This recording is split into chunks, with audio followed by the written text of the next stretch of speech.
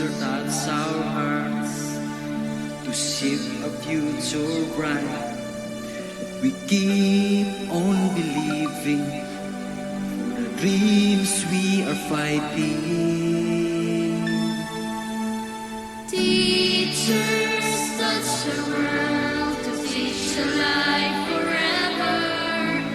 Teachers touch her soul, they make her life so meaningful. Teachers touch the world, they mold the child and nurture. A sad vratimo se u realnost. Kripto i svijet. Pa ovako. Za većinu ljudi 11. rujna, znate oni blizanci kad su srušeni, postao je bitan tek onda kada je udario drugi avion u drugi toranj. Naglašavam, kada je udario drugi avion u drugi toranj. Tada se tek za stvarnost svijet promijenila u roku 17 minuta. Između prvog i drugog udara ili sudara, dok su vladale zbrka i nagađanja. A prva izvješća pokazuju da je mali zrakoplov uletio u sjeverni toranj uz pretpostavku nesretnog slučaja. Zatim, kada se let 175 United Airlinesa zabio i u onaj drugi južni toranj usred bijela dana, dok su to milijuni gledali na televiziji uživo, tek tada postaju to namjerni udari. Geopolitičke posljedice, a pokrenuto je nekoliko razornih ratova, formiranje represivnih država, odjednom su se demokratske pretvorile u represivne države, nadzora, pogotovo na zapadu, i pogoršao se način života. Ne moramo o tome previše ni pričati, ali tako. Ovog tjedna jedan sličan događaj duboko je potresao energetski svijet. U početku je objavljeno kao svijet vijest, da je Sjeverni tok 2, onaj novi plinovod koji povezuje Rusiju s Njemačkom ispod Baltičkog mora, pretrpio katastrofalan gubitak pritiska. U početku možda greška u dizajnu, možda nesreća, neispravno čitanje, tko zna, no kasnije objavljeno je da je njegov sestrinski plinovod Sjeverni tok 1, paralelni sustav sa Sjevernim tokom 2, što je globalna arterija energetska za Europu, pogotovo Njemačku, također je pretrpio ozbiljnu štetu. Kako šteta? A nije šteta. Jer ako uđe voda, zaboravite taj cjevovod. A vjerojatno je ušla voda, sad već kad se gubi tlak, i zaboravite život kakav ste do sada imali.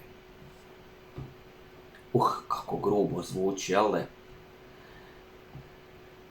No bit je to, kao i kod uništenja tornjeva blizanaca, postalo je jasno da je napad na te dvostruke cjevovode bio kakav, s istim scenarijem da se zna da je kakav. Naravno, mediji će pisati što gazde možda svijeta žele da pišu se, da se zna. Blizanci 1 i 2 su uništeni potpuno isto kao i plinovod Sjeverni tok 1 i Sjeverni tok 2. Svaka poveznica je sasvim slučajna, nemojte to povezivati nikako, to nema nikakve sličnosti.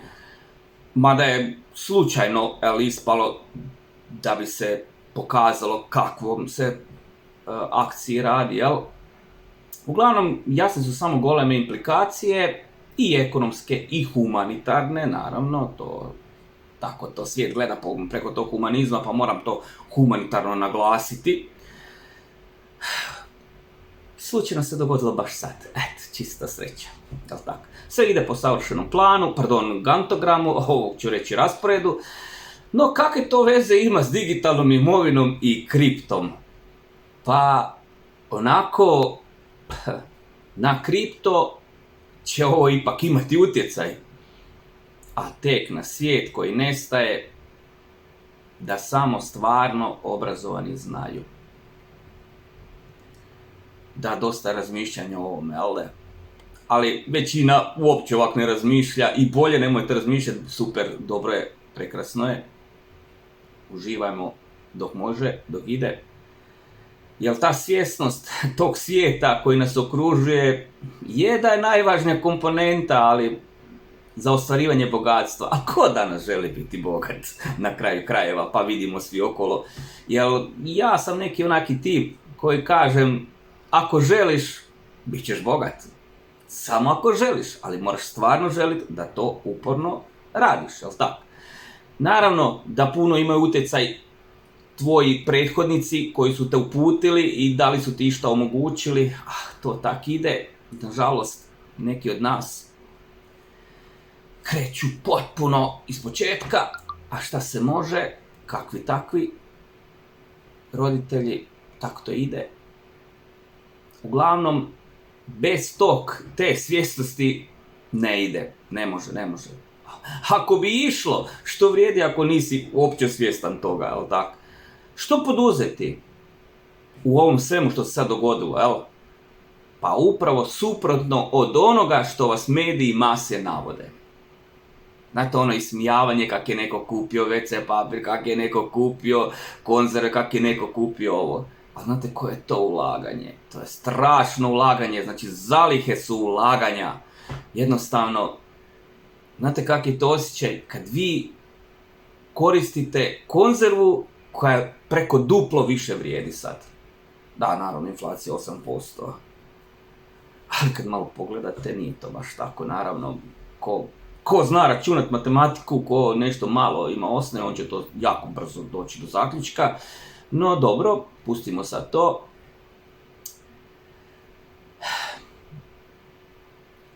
Ne osvrćite se ili ne osvrnite se na sljedbenike, oni koji rade u skladu i žive u skladu dresure. Oni su pametni i neka žive u svojoj vjeri, neka žive, sad se zove neka nova vjera, ali izgleda da nije uspjela tako ovih vjera. Dobro, nećemo o tome. Uglavnom, ostavite to na miru, ostavite ih na miru. Ako ne želite probleme, definitivno ih ostavite na miru. Sad, s ove lude teme, ajmo na još luđu temu, što će boliti sve ove kripto znalce, a to je Ethereum. Znači, opet o Ethereumu, pa kud moraš baš o tom Ethereum, ali eto, ne mogu izdržati, jednostavno ne mogu, moram, jednostavno. Jer ta matematika, to što znam, mislim da me jako to zbunjuje, jel? A moram to reći, jer to je bit za članove. I volim ovako sarkastično govoriti, baš zato da čovjek razmisli jel dobro razmišlja, ili možda ja krivo totalno razmišljam, to je to. Ali ajmo na taj Ethereum. Kaže ovako, 4,3 milijuna Ethereuma uloženo je s lidom, znači preko lida si stavio u stake 4,3 milijuna Ethereuma. A to je ukupno od uloženog 14 milijuna Ethereuma. Pošto je Ethereum bio onako i do 4000, ali bio je sad i 1400 i tako, pa ćemo mi ovako to reći nekih 2000 prosjeka. Pa sad slušaj ovo. 14 milijuna u steku, na primjer, tog Ethereuma, puta prosječno 2000 USA dolara. To vam je ni manje ni više nego 28 milijardi dolara, gospodo. A vi ćete reći, pa koliko Ethereum vrijedi, 28 milijardi dolara. Pa jeste li vi, a možda nisam ja, možda sam ja u krivu. Stvarno očekujete povrat? Jel uopće skužili ste čemu kripto služi? Dajte malo razmislite, možda služi, možda ne služi. Ja sam tak dobio zaključak, ali kako da to sad objasnim onako da to bude jako razumljivo? A znate li šta znači 28 milijardi dolara da se vrati u sustav kad vi zaželite? Ali sad ima i nešto drugo, jel? Znači, to se u tome da je izbačen jedan veliki višak dolara, jel tako? Znate onaj burning što imaju kripto? Da li je ovo burning za dolare? Ne smijem tako daleko ići, to je jako opasno. Mogli bi se ljudi toliko naljutiti, oni koji to tak ne gledaju. Ali ja nekako to gledam kao ono, sve ode pa. Razumite? Jer u inflaciji sigurno mora ići pa. Tako da ja vidim financijske tokove i ono što se moralo poduzeti. Ali također i mirovinski fond, sve je to povezano. Pa i onaj ko doživi mirovinu pričati će o uspjehu za odabrane, jel? Ne znam kako bi to rekao. Jednostavno tako. Taj mirovinski fond, pa tko doživi mirovinu pričati će o uspjehu za da je doživio to što je za odabrane. Gledamo ovako. Vratimo se na Ethereum. 1/3 uložena, ali spomenut ću ja opet mirovinski fond. Jako je to isto. Isto kao i ona dva što sam malo prije na početku, prva tema. Isto. Pa zato hoću i ovo povezati mirovinski fond sa Ethereumom. Zanimljivo, ništa nema nikakve sličnosti. Ali na isti kalup. A ja ću to dokazati. Bar mislim da je na isti kalup. Možda samo kriv totalno. Uglavnom da se vratimo. 1/3 uloženog je samo u Lidu. 9,33 milijarde je to.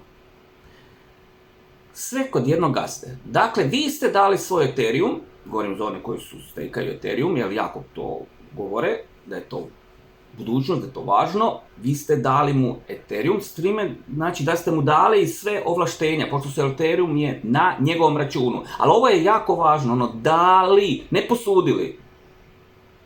Dali pare. Nemate ugovor. Gospod, ovo je kripto. Ja ne znam kako bi ja to objasnio. Ovo je kripto i pametni ugovor. Ne smijem biti, a ono što se kaže prosto. To nema blage veze sa onime što ste si vi umislili. Možda. Ma ne radi se o problemu centralizacije. Ma kakvi uopće Ethereum da se centralizira? Ma ne, kako to ima veze sa CBDC? Ma nema nikakve Ethereum, ni blockchain nema nikakve veze, ma ništa.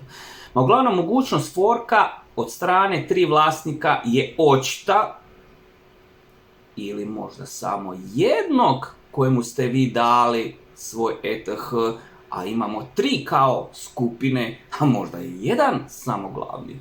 Možda on posjeduje svih 28 milijardi dolara vrijednosti Ethereuma, ako bih računao po 2000, ovisi kad će ih on riješiti, kad ćete ih vi riješiti, pardon. Što je smisao kripta? Rješavanje inflacije. Pa zar niste čuli da je kripto ili Bitcoin, pošto je Bitcoin prvi, nastao 2009. na 2008. prvo na 2009. Jel tako? Kao odgovor na krizu i inflaciju. A ETH, bla, nećemo o tome. Pa čak i programeri Ethereuma nisu stavili u program mogućnost povrata vašeg uloženog stejka.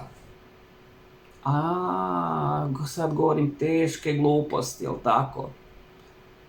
Ja tak tvrdim, tak sam čuo. Jesam li u pravu, nisam u pravu? Eto, ja sam tak čuo, možda dezinformacija. Ali imao sam neki osjećaj kao da ih uopće nije bilo briga. Ma ne brinite, bit će onaj novi Shanghai fork. Kada? Pa za godinu, 5 godina. Znate kako to ide s Ethereumom, uvijek sve na vrijeme, nema tu. A da, ja nemam pojma. Da, znam, ja nemam pojma, pričam gluposti, ali dati pare na 2 godine u kriptu bez garancije, zar to nije mnogo veća glupost? da ne kažem, možda je, možda nije.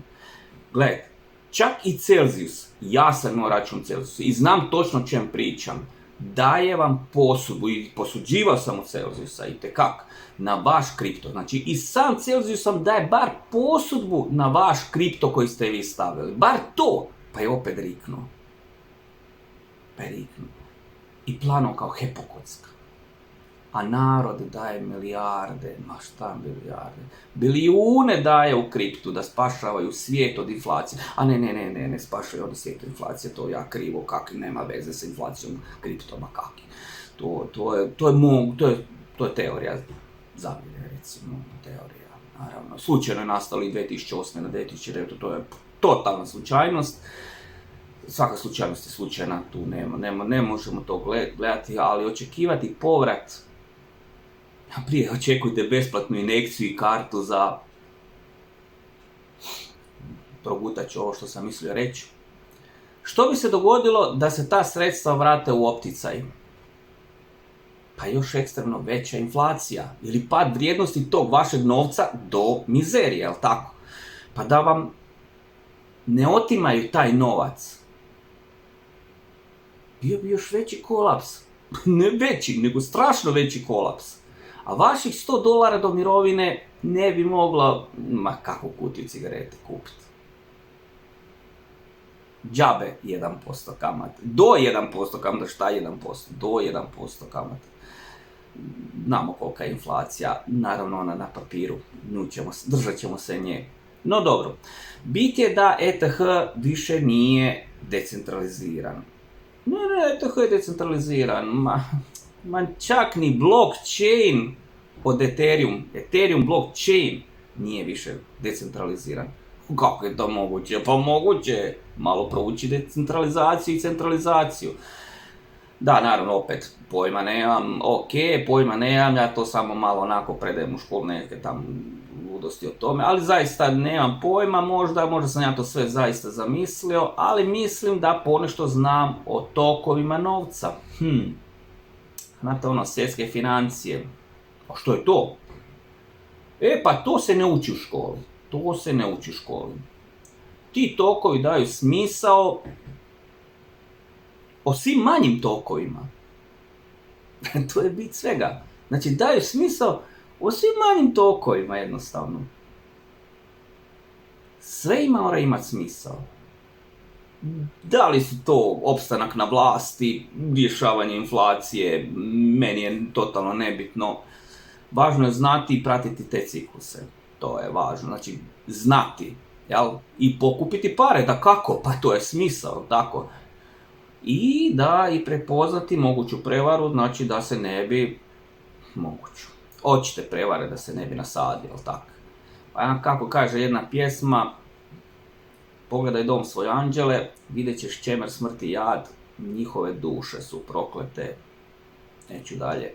Povezanost vlasti, vjere i financijske strukture u taj, kako ga ja zovem, regulirani svijet i regulirani sustav, nećemo u svijet, znači regulirani sustav, daju stvarni prikaz tog reguliranog, ajde nek bude svijeta, ali i svijet je sad reguliran, nažalost i priroda, sve smo počeli regulirati do samouništenja, možda da, možda ne, da li je postalo prije civilizacije, možda je, možda nije, nećemo u tome, nećemo ulaziti u te dubioze, no 90% vidi virtualne projekcije tog svijeta i čine zlo koje se ispoljava, zamislite, u oblicima humanosti.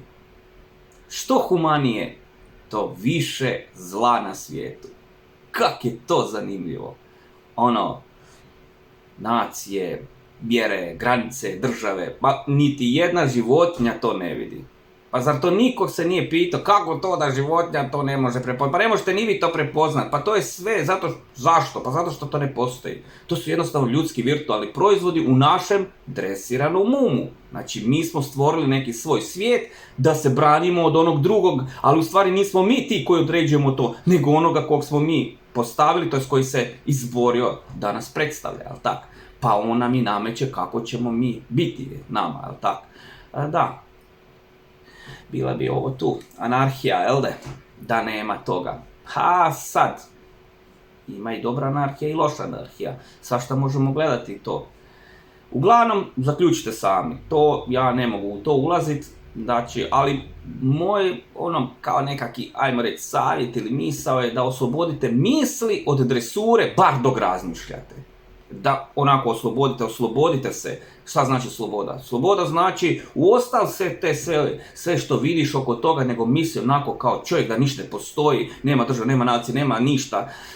Zaista je onako slobodan si, iziđeš iznad toga i budeš svjestan, možda i sposoban, spoznaš stvarnost. Ako spoznaš to sve, još smisao, možete plivati na površini, zajedno sa nekima koji plivaju na površini. Ili vrhu piramide, kako god hoćete, jel tako? Ja sam Adam i ovo nije Zona sumraka, samo kanal Digitalna imovina. Ako vas se bar nešto dojmilo, stisnite like.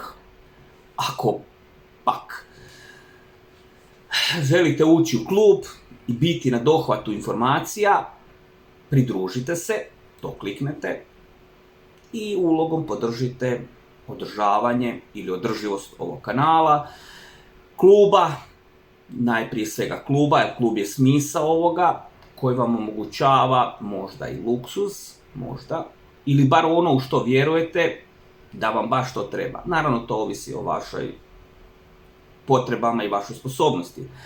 Živite dugo za inat i putujte s uspjehom i na kraju zaustavi snimanje.